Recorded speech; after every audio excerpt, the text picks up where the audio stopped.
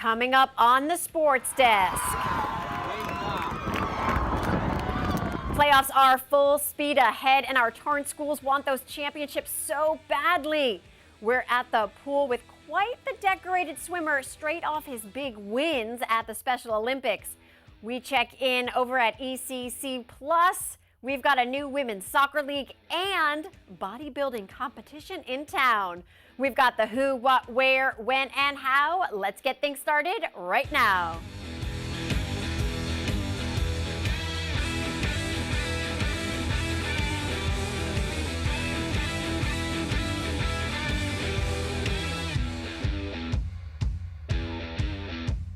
Hey guys, welcome to the Sports Desk, your one source for all things Torrance sports. I am your host, Lesley Robins.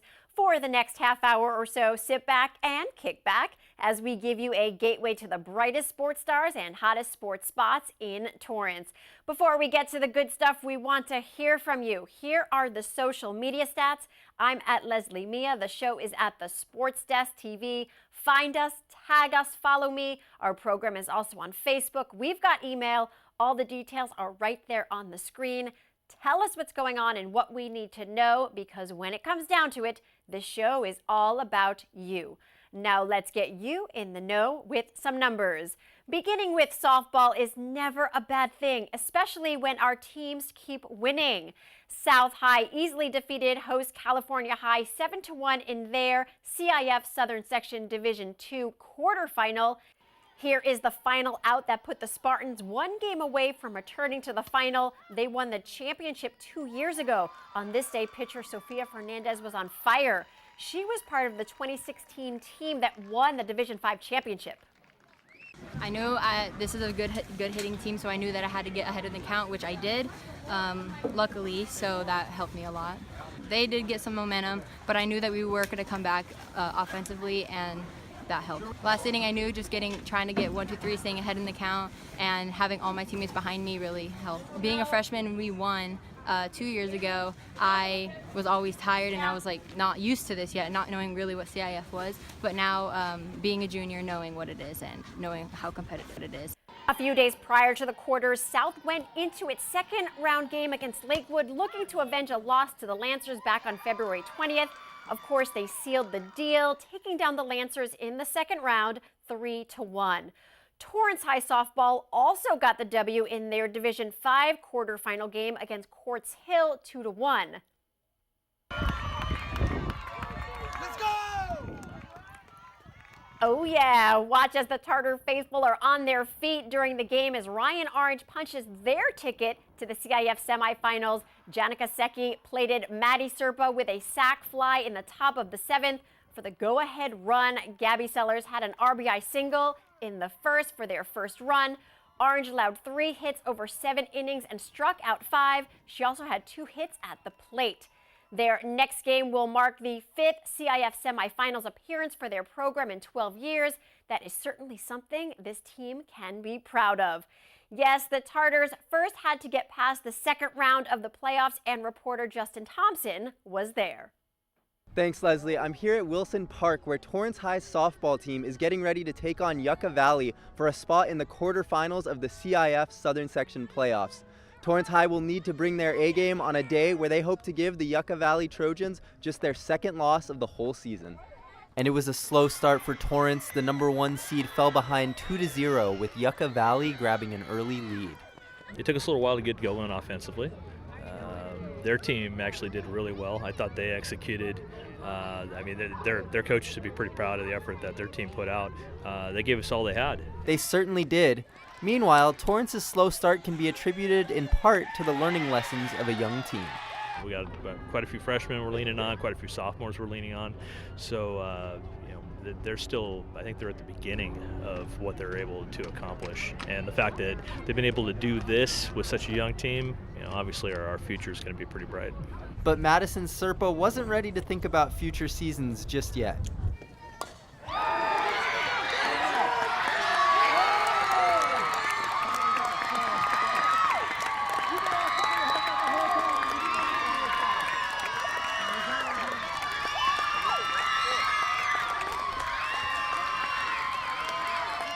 The junior blasted that 3-run homer in the 4th inning to give Torrance a 4-2 lead.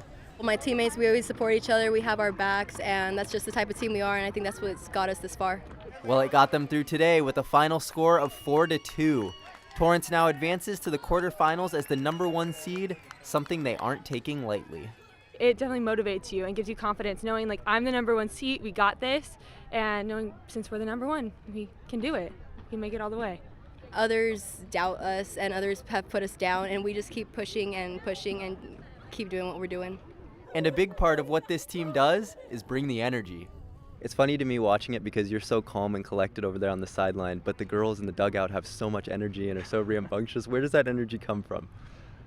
Oh, their energy or my lack of energy? Both. You know, like I said, they've just grown as a team and they just feed off of each other, and I think that's exciting that they've come together so well that they just want to pull for each other. And that's where that excitement comes from. That's where that noise, and it's been there for weeks now. It wasn't in there early on, and kind of told them, hey, you guys got to learn how to be a team if you're going to be successful and make a run at this thing at the end. So we tell each other, be hyped, like get into it, and then of course there's moments where we're like, man, we got this, like we're so hyped, and then just the hype like helps you get through the rest of the game and stay motivated. And you know, it's tiring out there for 7 innings, and if you just stay hyped and you have your other teammates to pick you up, it just makes it so much better. We can expect the Lady Tartars to keep that same energy in their pursuit of a CIF title. On to the quarterfinals. How much would it mean to you as a senior to win CIF this year? Oh my gosh, it would mean so much. We haven't gone very far since my freshman year, so it would be so much fun to go and just to have that experience one last time. Ring season. I think we're going to get there. We have what it takes, and as long as we keep up the positive energy, we'll be fine. You can see we're kind of scrappy and we work real hard, and the kids are really committed, and that's just what we try to instill in everybody.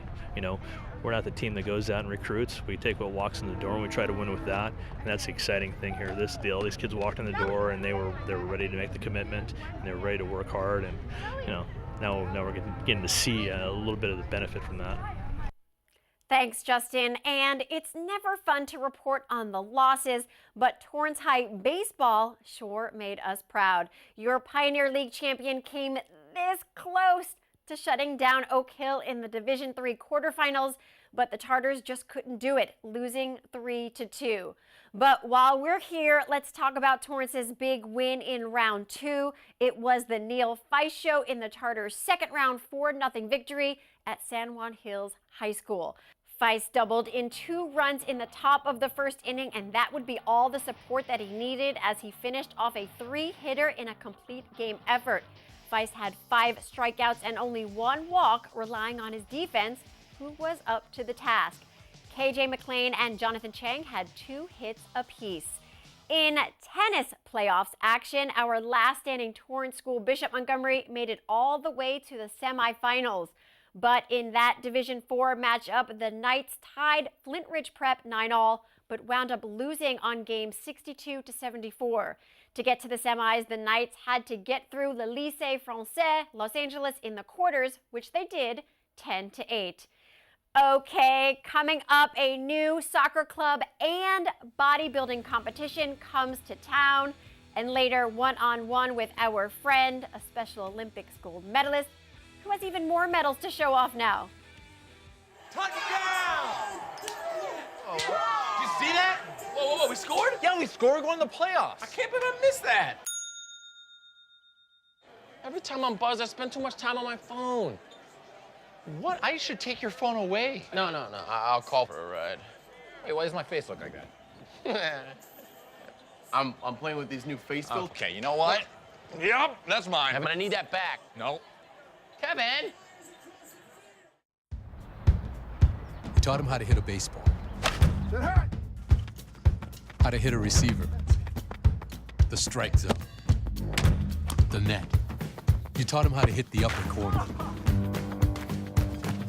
You even taught him how to hit the open man. But how much time have you spent teaching him what not to hit? Welcome back to the Sports Desk. Lesley Robins here. Would you like some soccer in spring? Wish granted. There's a new soccer league in Los Angeles whose home matches will be played right here in Torrance, and the Sports Desk went to their very first one. May I introduce the Salsa Women Soccer Club. Salsa 3. 1, 2, 3, Salsa! Thanks to LA Salsa SC, Torrance now has a team in the Women's Premier Soccer League. The league is very important. The main thing is that 80% of all tryouts for NWSL, which is a professional level, come from this league. So it's a direct stepping stone from college, from community college, even from high school, to get looked at by the main league and for everyone else. It means everything. It's farther than I ever thought I would play, and I'm stoked to be here. I felt better than I've ever had before, and I was like, you know what? I trust my team. I trust me. Let's go. Yes, while the team was excited to take on Beach FC, there were also some nerves on opening night. I think the players did feel a bit of pressure, but I think they kind of like it. I did, of course. It was on the shoulders of the forwards to get our job done, as likewise as the goalie, for them to defend the goals. And there's always pressure, and I think it's good because it puts it to a test, and we have to show up and be there, show them that we deserve to be here, and we did that. I came in very nervous. First WPSL game for all of us. I was like, wow, and then back-to-back champions, so I knew we had our work cutting out for us, but it's exciting. Beach FC wasted no time getting on the scoreboard, but Salsa responded with 2 quick goals of their own to take an early 2-1 lead. I told myself I was going to score, and I told myself I was going to make a difference on the field, and so I came in here saying, well, whatever I do, it's going to be my best. Man, me and my center mid, we've been talking, trying to pass more to each other, and I told her before the game, hey, let's get that ball to me. She did that perfectly and right on spot, and I was very impressed by myself that I had the speed to just run over that defender and score that in. And honestly, when I scored that, I feel confident, and I was like, finish.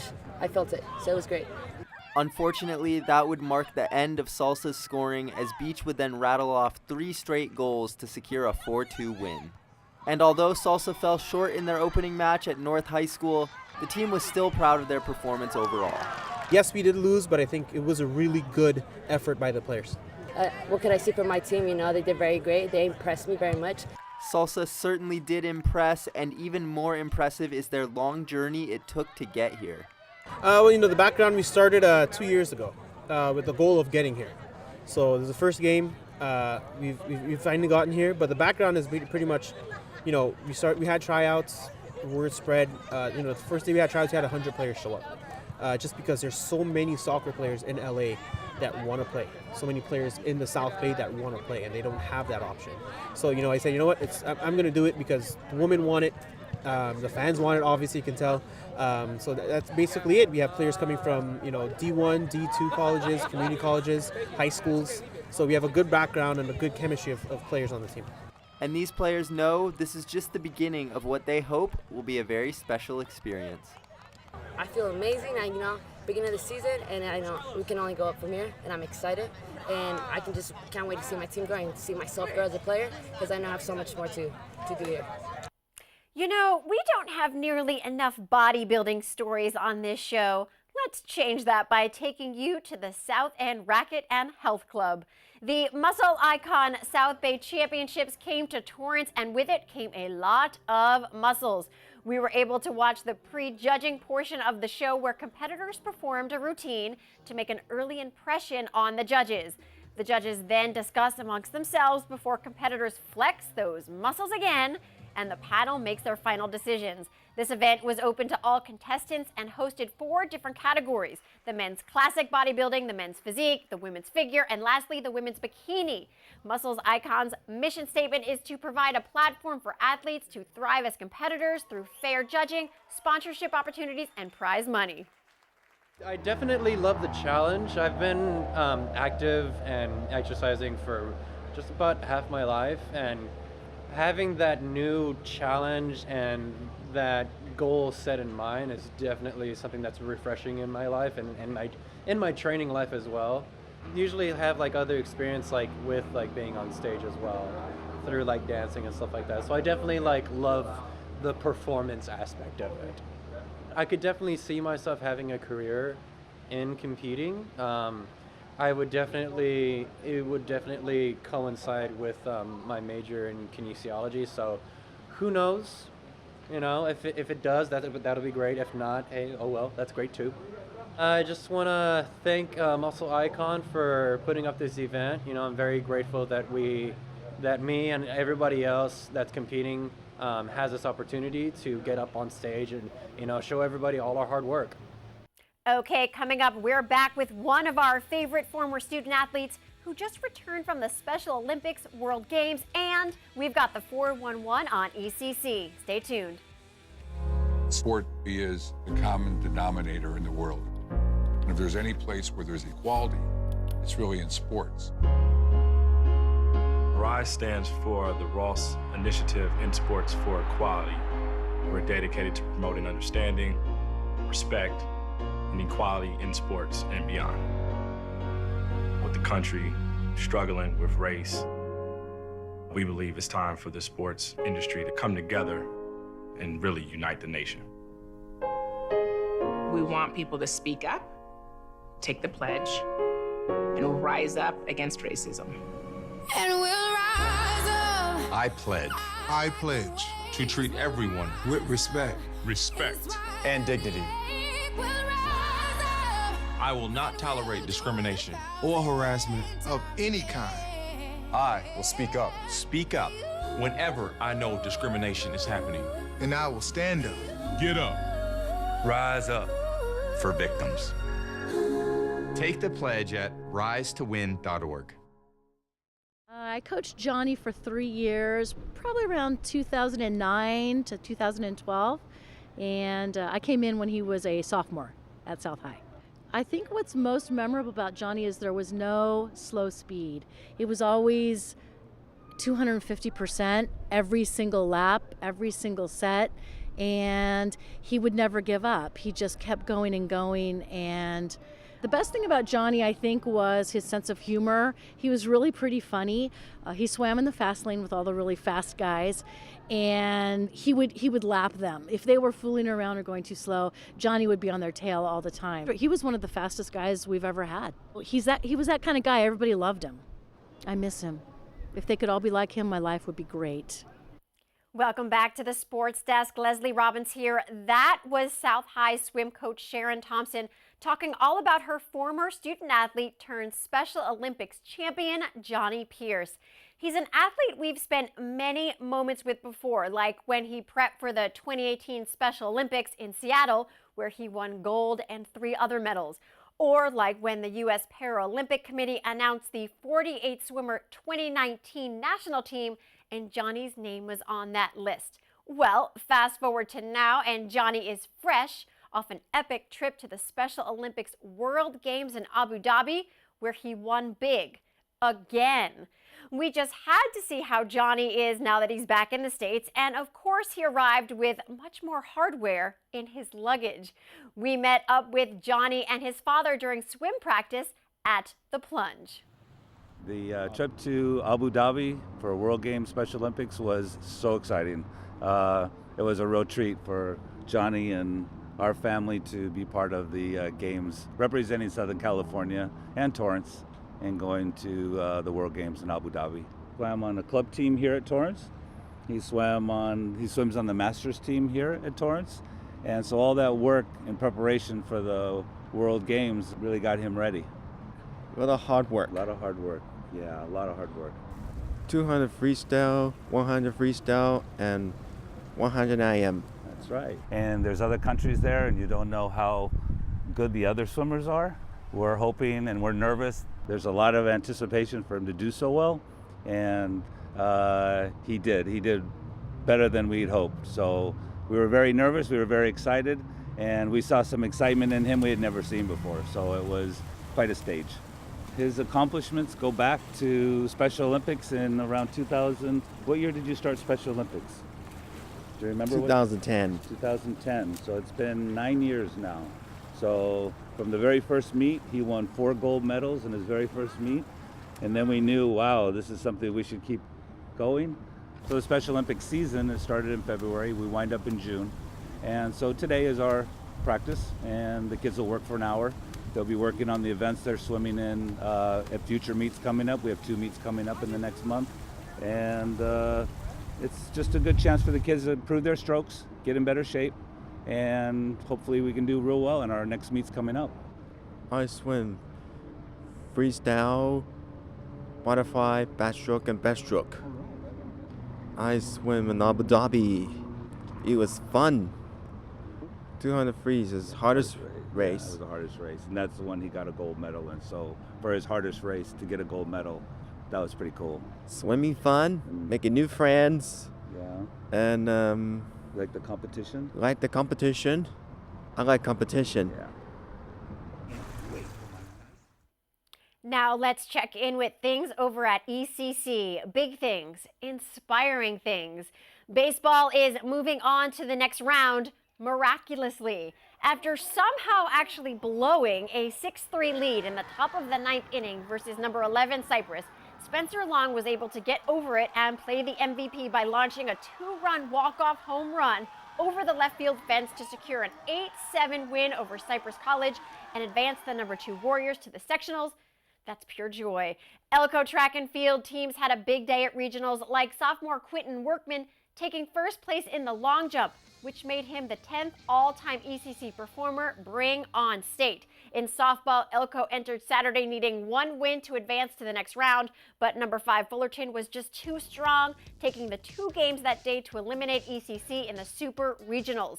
And Fina Leilua and Kylie Glickman were the last Elko beach volleyball pair standing, but could not advance at the pairs state championships. The Warriors as a team advanced to the state championships for the first time in program history and finished tied for 3rd overall. All of the student athletes we report on work so hard. Just getting there and showing up is half the battle. So before we go, here's another example of putting in the work, courtesy of the Torrance High softball team. Torrance High recently tweeted out, quote, "Days off? We don't believe in them," alongside this video of them at batting practice and dancing. Moves they called #awful-dancing. Their words, not mine. Listen, if you can't have fun while competing, what's the point, right? And that is the end of today's show. Really looking forward to seeing you back next week. Be sure to stay in touch on social media, Twitter, Instagram. I'm at Lesley Mia. The show is at the SportsDesk TV. Tag us, find us on Facebook, send us an email, keep in touch, and take us behind your scenes. For everyone here at the Sports Desk, I'm Lesley Robins. Thanks for watching.